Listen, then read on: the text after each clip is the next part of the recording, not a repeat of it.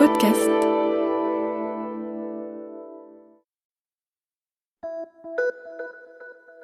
Salut, c'est Julia de Lina.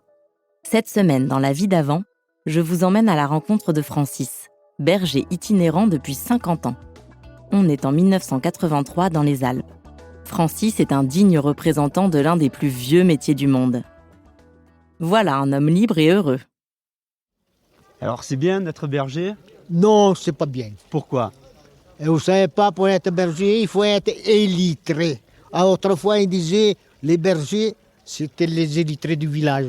Oh, Oui, parce qu'ils savent ni les guérir. Il n'y a que ça qui peut gagner sa vie. Oui, on est heureux. L'air de la montagne, ça fait vieillir. Ah bon? Ouais. Pourtant, vous avez pas l'air bien vieux, vous. Comment? Vous avez pas l'air vieux, vous. Eh bien, c'est justement que ça allonge la vieillesse. Ah ouais. Oui, parce que vous ne me donneriez pas mon âge. Combien vous me donnez Moi tel que je vais. Que vous voyez maintenant? Maximum 62. 67. Oui. Eh bien, je les porte bien. Eh oui, très bien. Très bien. alors vous avez été berger pendant combien de temps? 50 ans. Vous avez commencé à quel âge, alors? Hein? La première fois que vous êtes parti tout seul dans la montagne avec un troupeau, c'était quand? La première fois que vous êtes parti? Ouais, j'avais 17 ans. 17 ans. Et j'avais un châtel de 700 mètres sur mes épaules. À ma charge. Dès 17 ans.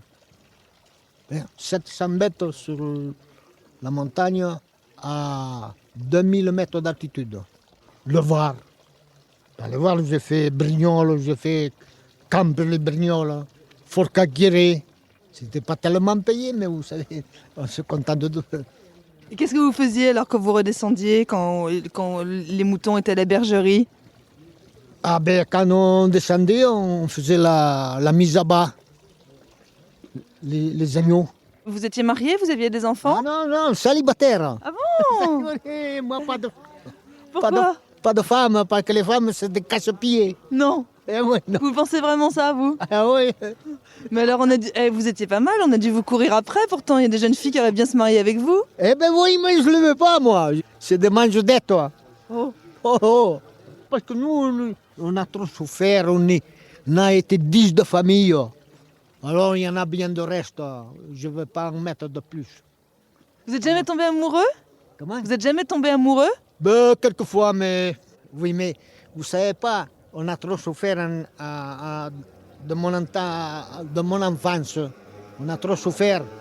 Alors, pour mettre des enfants encore dans la rue, c'est pas la peine. Comment?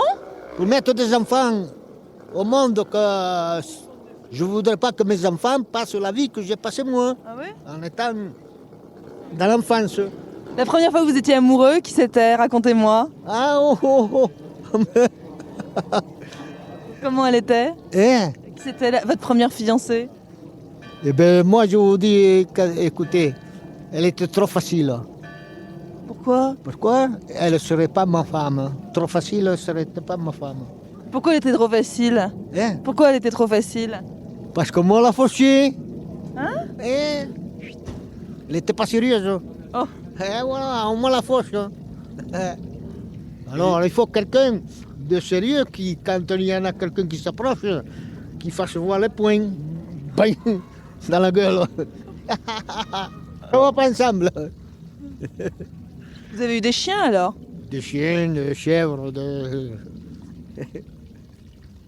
Et alors vous faites la cuisine tout seul? Vous habitez tout seul?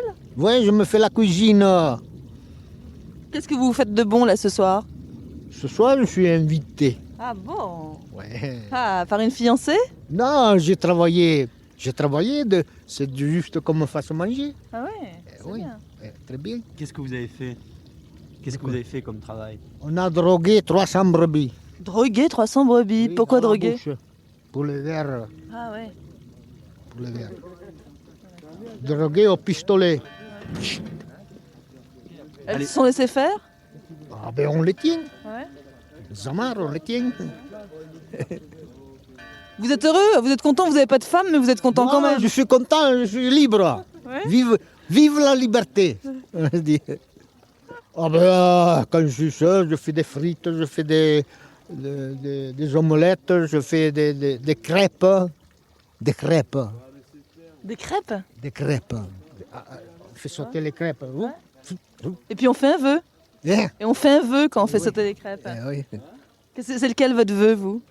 Comment? Si vous faisiez un vœu là en faisant sauter les crêpes, vous feriez quoi comme vœu? Oh, le devoir, pour moi, il n'y en a pas. Non? Moi, c'est quotidien. Ouais. Les crêpes, c'est quotidien. Une, 2 fois par jour, 3 par jour. J'ai mis, vous savez pas, j'ai mis de la confiture, je plie, et je fais comme c'était un pain bagnac, comme ça. Ouais. Ah, vous aimez les crêpes, vous? C'est ce que vous préférez alors? Je préfère les crêpes. Et qu'est-ce que vous buvez avec les crêpes? Du vin. Du vin? Du vin. C'est bon le vin, ça? Eh oui, Du pays? du pays. Qui c'est qui le fait le vin ici alors? Le vin du pays? Où on Ah, peut le trouver? Il y en a qui font bouillir. Ils font bouillir le vin? Bouillir le raisin, le malt. Parce qu'ils l'achètent dans le Var, ils vont chercher le... C'est meilleur que dans le commerce. Ah ouais? Parce que c'est pas drogué. Voilà. Vivre vieux.